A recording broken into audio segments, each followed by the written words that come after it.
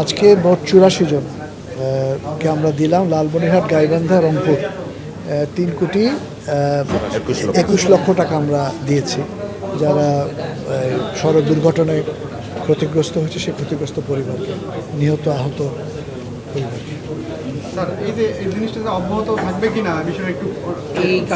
এই কার্যক্রম আপনারা জানেন 2022 সাল থেকে শুরু হয়েছিল। এটা 2025 সালের পর্যন্ত আমাদের টোটাল ডিসবার্সমেন্ট ছিল 50 কোটি টাকার মতো, এবং 25 সালের জুনের পর থেকে এখন পর্যন্ত আমাদের ডিসবার্সমেন্ট হয়েছে অলমোস্ট 100 কোটি টাকা।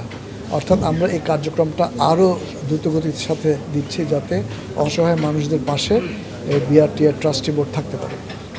আমাদের এইটার জন্য আমরা দীর্ঘদিন চেষ্টা করেছি, আমাদের মালিক সমিতি, শ্রমিক ফেডারেশন এবং বিআরটিএ ট্রাস্টি বোর্ড আমরা চেষ্টা করেছি, এবং অতঃপর গত মাসে আমাদের সদস্য সরকার এটাকে 90 দিন বর্ধিত করেছে। এখন যে কোনো অ্যাক্সিডেন্টের 90 দিনের মধ্যে আবেদন করলে তারা এই ট্রাস্টি বোর্ডের এই সহযোগিতা পাবে। আচ্ছা, ভুক্তভোগী মানুষের কাছে কি মেসেজ থাকবে আপনার?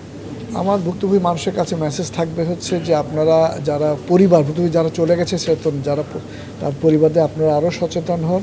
সরকার আপনাদের পাশে আছে এবং আপনাদের সাথে সহমর্মিতার মানসিকতা নিয়ে আপনাদের পাশে আছে, এবং আমরা সরকারের পক্ষ থেকে ওটা জানাতে চাই যাতে দুর্ঘটনা কমে যায় সেজন্য সরকার বিভিন্ন ধরনের প্রিভেন্টিভ কার্যক্রম ইতিমধ্যে গ্রহণ করেছে।